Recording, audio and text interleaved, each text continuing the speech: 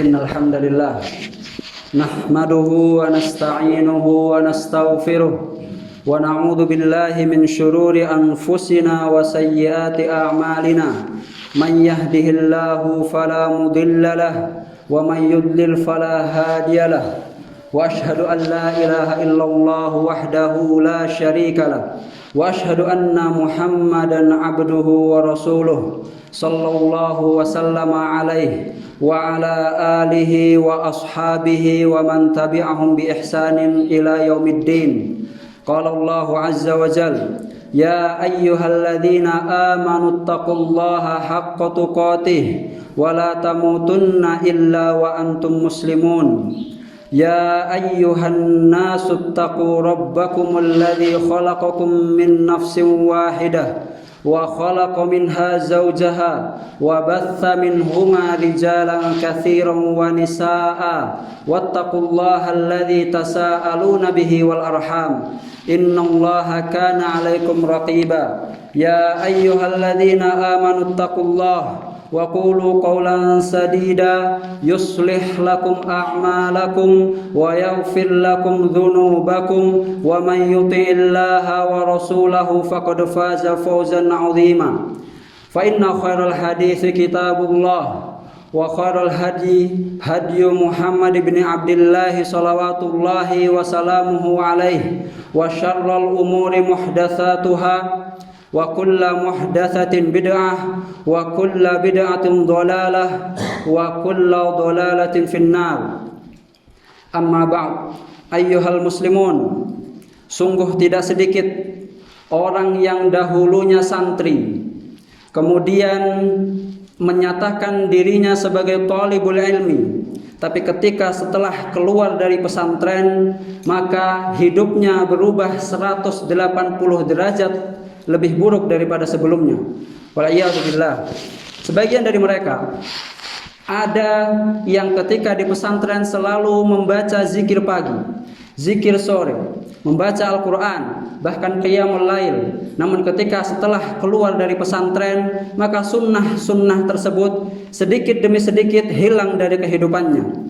Sebagian dari mereka ada yang sudah bebas dari peraturan, merasa lepas dari peraturan, dan merasa tidak ada yang mengawasinya dari asatidah, dan akhirnya mereka melakukan keburukan-keburukan yang sebelumnya belum pernah dilakukan di pesantren. Bahkan dari mereka ada yang sebelumnya selalu memakai cadar, ketika setelah keluar dari pesantren maka ia berani melepasnya, bahkan melepas jilbabnya, bahkan menunjukkan auratnya ke orang-orang di sekitarnya. Allahul musta'an. Dan tidak sedikit dari mereka keburukan yang pertama kali mereka lakukan adalah meninggalkan sholat, dan menganggap bahwasanya meninggalkan sholat itu adalah perkara yang remeh, menganggap bahwasanya meninggalkan sholat adalah perkara yang sangat mudah, perkara yang dosa kecil.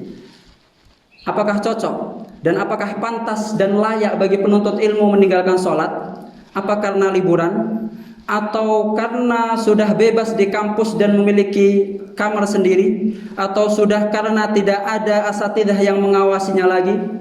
Ayyuhal muslimun, sesungguhnya seseorang apabila meninggalkan sholat maka ia berada di dalam bahaya yang sangat bahaya, yang mana para ulama berselisih tentangnya. Para ulama berselisih tentang orang-orang yang meninggalkan sholat. Ibadallah, sesungguhnya para ulama bersepakat bahwasanya orang yang meninggalkan sholat itu termasuk dosa yang sangat besar. Wa min akbaril kabair, dan dosanya lebih besar daripada membunuh, dosanya lebih besar daripada berzina, dosanya lebih besar daripada mencuri, dosanya lebih besar daripada mengambil harta orang lain, dan dosanya lebih besar daripada meminum khamar. Hal ini disebutkan oleh Al-Imam Ibnu Qayyim rahimahullah di dalam Kitabus Shalah, bahwasanya meninggalkan sholat termasuk dosa yang sangat besar setelah kesyirikan.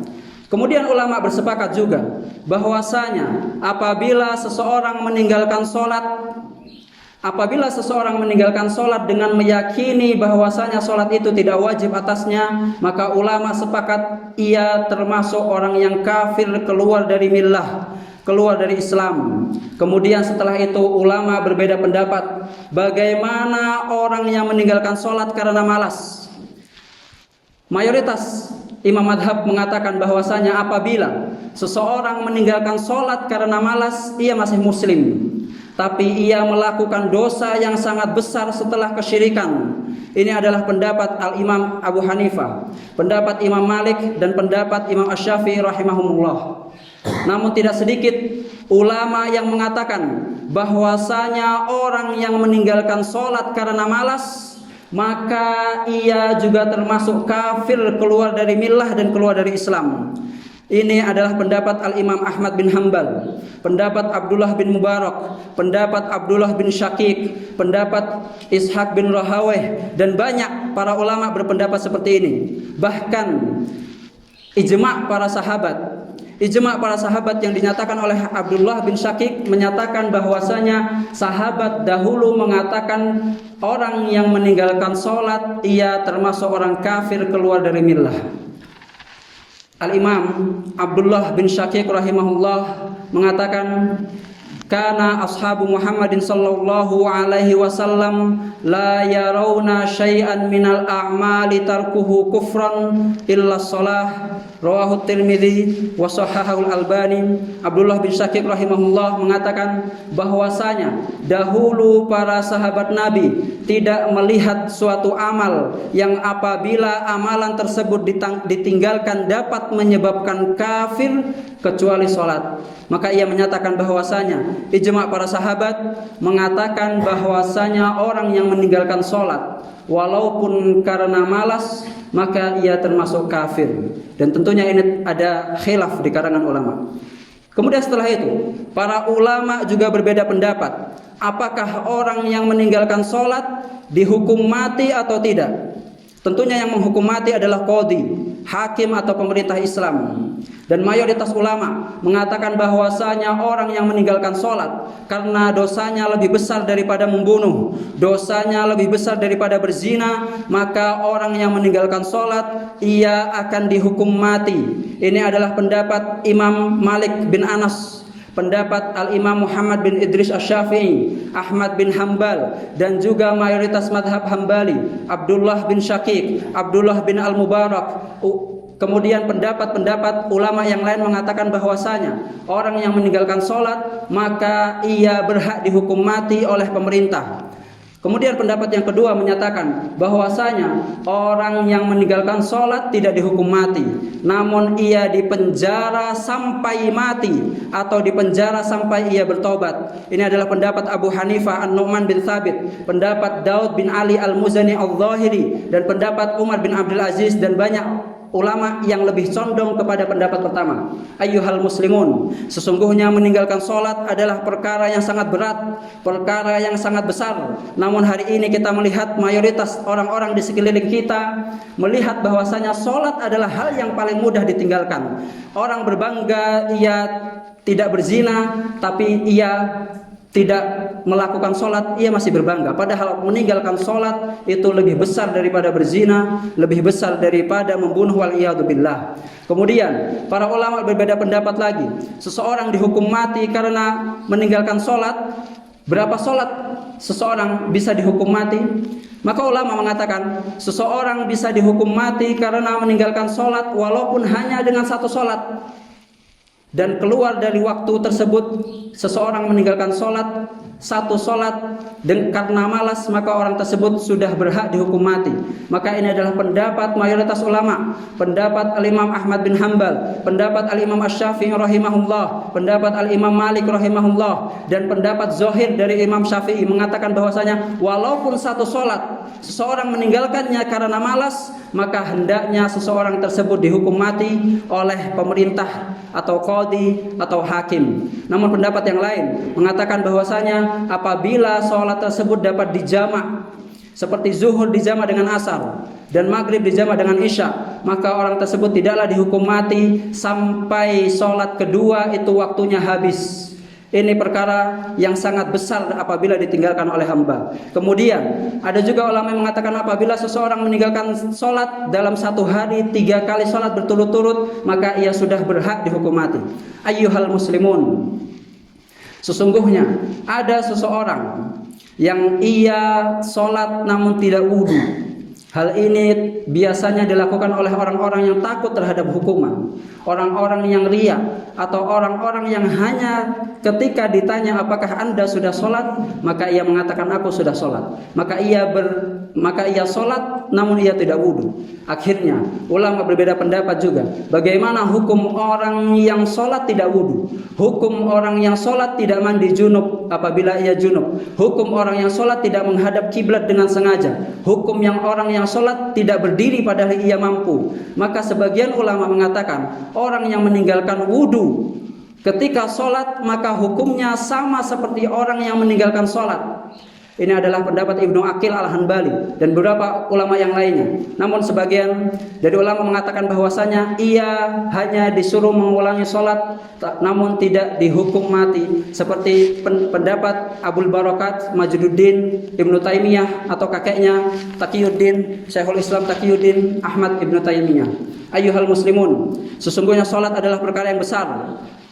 Karena itu ulama berbeda pendapat bagaimana orang yang meninggalkan sholat. Namun hari ini kita banyak melihat orang-orang meninggalkan sholat, namun tidak layak bagi penuntut ilmu yang sudah belajar agama, yang selalu membaca Al-Quran, belajar bahasa Arab dan lain-lain. Ia masih berani meninggalkan hal yang lebih besar daripada berzina, hal yang lebih besar daripada membunuh. Ayyuhal muslimun, Al-Imam Ahmad bin Hanbal rahimahullah mengatakan, Fa inna qadral islami fi qalbika ka qadri sholati fi qalbik. Sesungguhnya kadar Islam di hatimu itu sebagaimana kadar salat di hatimu.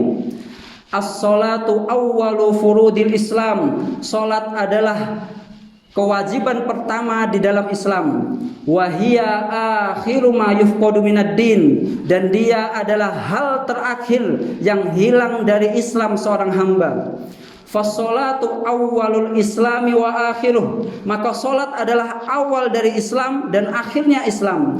Wa idza dhahaba awwaluhu wa akhiruhu faqad dhahaba jami'uhu. Maka apabila sesuatu yang awalnya hilang, akhirnya hilang, maka agama itu akan hilang. Apabila solat hilang dalam suatu hamba, maka dinyatakan para ulama maka agamanya hilang. Ayyuhal muslimun, aqulu ma tasma'un wa astaghfirullah li wa lakum wa lisairil muslimina jami'a fastaghfiruh innahu huwal ghafurur rahim.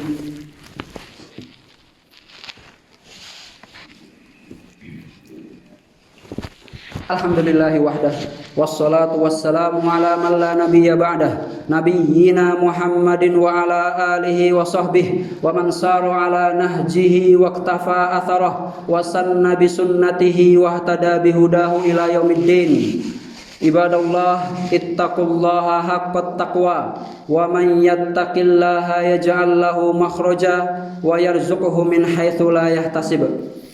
Ayyuhal muslimun, apa yang khatib sampaikan ini bukan untuk melihat dan bukan untuk mengetahui perselisihan ulama tentang orang-orang yang meninggalkan sholat, karena kita tidak dibebani untuk mengetahui setiap perkataan ulama. Namun hendaknya seorang penuntut ilmu tidak buta akan khilaf ini, tidak buta akan khilafnya ulama tentang orang-orang yang meninggalkan sholat. Bukan juga apa yang disampaikan khatib bukan juga untuk mencap seseorang sebagai kafir, karena sesungguhnya takfir itu ada hukum-hukumnya, mengkafirkan seseorang itu ada hukum-hukumnya, dan takfir adalah hak Allah dan Rasulnya. Dan para ulama menyatakan bahwasanya la yuhkamu bi kufri tarikis shalah illa ayyustataba thalathan. Seseorang yang meninggalkan salat tidak boleh dicap sebagai kafir kecuali sampai diminta untuk bertaubat 3 kali oleh hakim atau oleh pemerintah Islam. Wala yuhkamu bi kufri tarikis shalah illa min hakim au qadin, dan seseorang tidak mencap seseorang lain sebagai kafir karena meninggalkan salat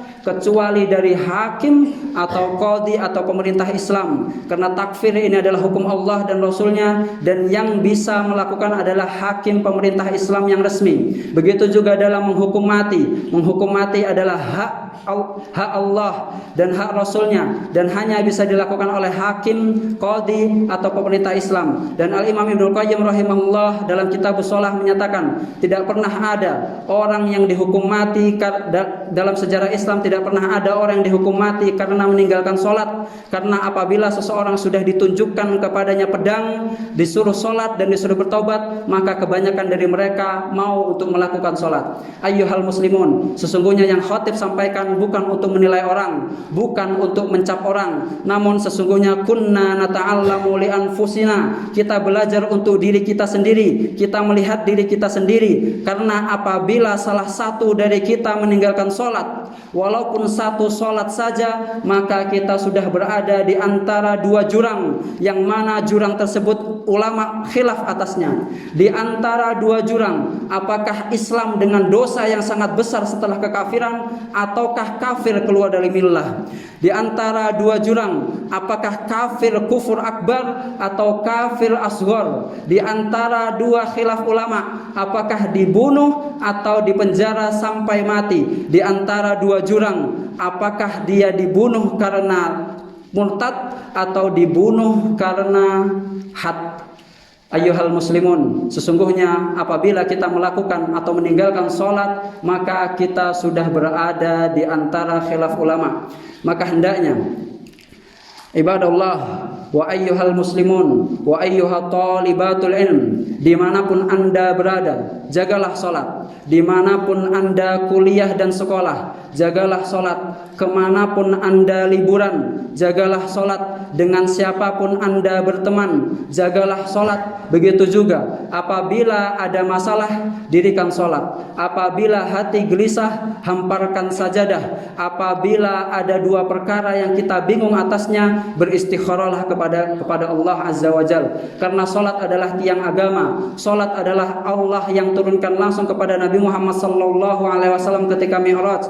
Sholat adalah hal yang pertama kali dihisab dari amalan-amalan hamba di hari kiamat. Sholat adalah awal Islam dan akhir Islam. Apabila sholat hilang dari seorang hamba, maka agama sudah hilang dari seorang hamba.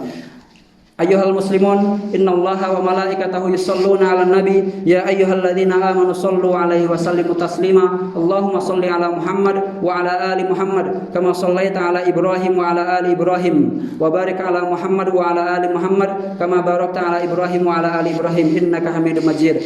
Allahumma ighfir lil muslimina wal muslimat. Allahumma ighfir lil muslimina wal muslimat. Allahumma ighfir lil muslimina wal muslimat. Allahumma ati nufusana taqwa wa zakkiha anta khairu man zakkaha anta waliyuha wa maulaha. Allahumma ja'alna muqimis shalah wa min dhurriyyatina rabbana wa taqabbal du'a. Rabbana atina fid dunya hasanah wa fil akhirati hasanah wa qina adzabannar. Allahumma ighfir lana dhunubana wa dhunuba walidina warhamhum kama rabbawna shighara. Ibadallah, aqulu ma tasma'un wa astaghfirullah li wa lakum wa lisairil muslimin jami'a fastaghfiruh innahu huwal ghafurur rahim. Wa aqimis shalah.